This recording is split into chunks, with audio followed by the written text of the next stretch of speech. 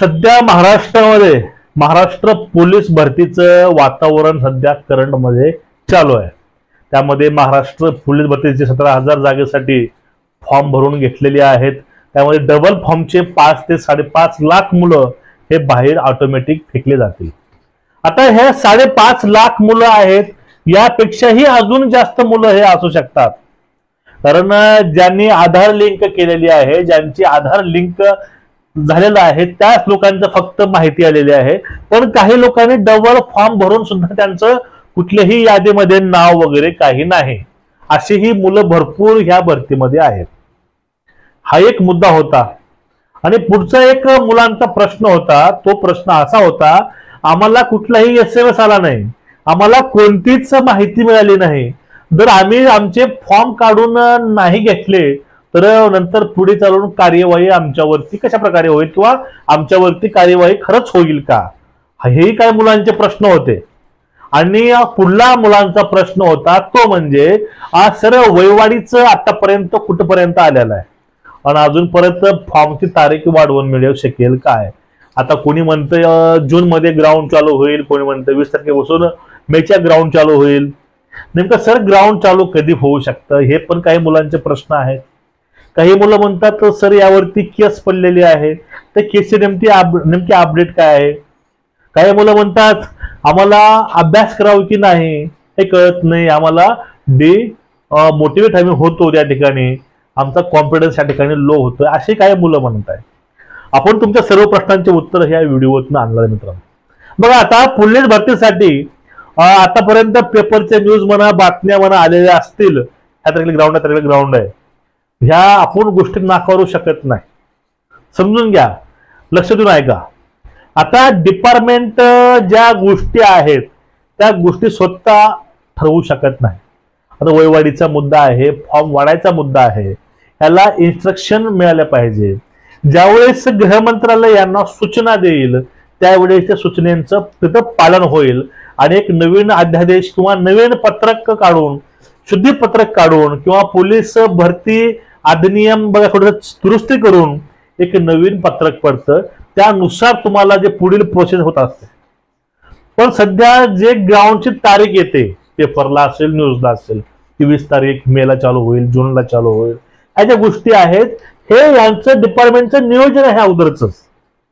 ह्या वयवाढीच्या ह्या फॉर्म तारीख वाढायच्या अगोदरचं हे नियोजन आहे, हे ते नियोजन सांगत आहेत तुम्हाला की इथपर्यंत हे होऊ शकतं, ऑक्टोबर पर्यंत, ऑगस्ट पर्यंत भरती प्रक्रिया हे पूर्ण होऊ शकते, हे डिपार्टमेंटचं नियोजन आहे।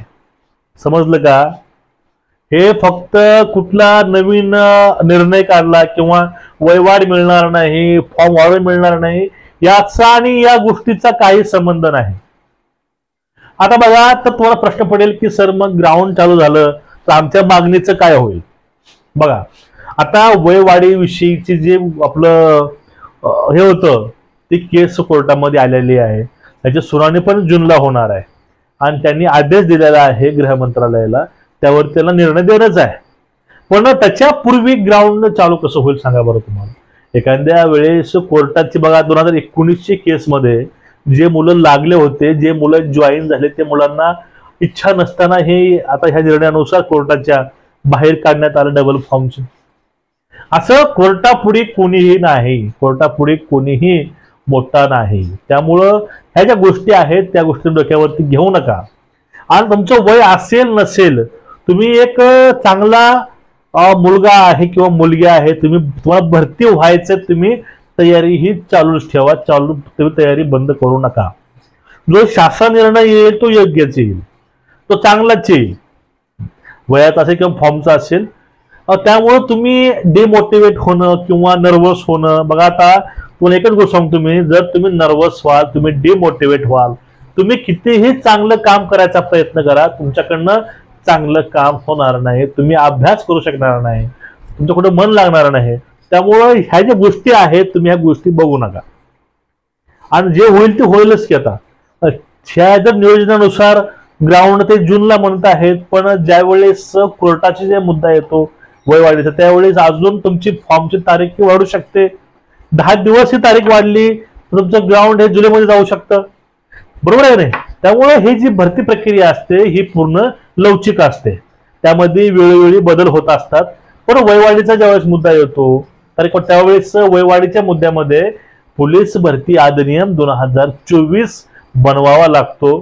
त्यामध्ये दुरुस्ती करून हे वयवाढ द्यावी लागते. ही वयवाढ आचारसंहितेमध्ये देता येत नाहीत. काही गोष्टीला टेक्निकली काहीतरी चॅलेंज असतात, तर टेक्निकली इश्यू टेक्निकल गोष्टी बघूनच शासनाला निर्णय घ्यावे लागतात. त्यामुळे 4 जूनपर्यंत वाट बघा, त्यानंतर चांगला निर्णय येईल. सर्वांचं जे इच्छा आहे भरतीची करायची तेही पूर्ण होऊन जाईल.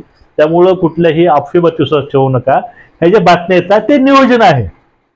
जर वयवाढ नाही दिली, तारीख नाही वळली तर हे नियोजन कंटिन्यू चालू राहील. पण कुठेतरी एक आशा आहे, हे कुठं कोर्टाकडे थोडीशी आशा आहे वयवाढीची फॉर्मची. ते काय होते आपल्या जूनला कळणार आहे. तोपर्यंत भरती प्रक्रिया कशी काय पूर्ण होऊ शकते, कारण समन्स म्हणा किंवा नोटीस जी असते कोर्टाची ती गृह मंत्रालयाला ऑलरेडी गेलेली आहे. म्हणजे आपलं टेलिग्राम तुम्ही जॉईन करून घ्या, तेव्हा त्यावरती ते नोटीस असेल किंवा जो काय निर्णय आता कोर्टाच्या पाठीमागे तुम्हाला निर्णय मी टाकून येईल म्हणजे टेलिग्राम चॅनलवरती. तेव्हा मी तुम्हाला खाली लिंक देतो, जाऊन तुम्ही ते लिंकवर टच करून टेलिग्रामचा ग्रुपला जॉईन करून घ्या. ठीक आहे, आणि चॅनलला सबस्क्राईब करून ठेवा, बेल आयकॉन दाबून ठेवा. आपण असेच व्हिडिओ हे आणत असतो.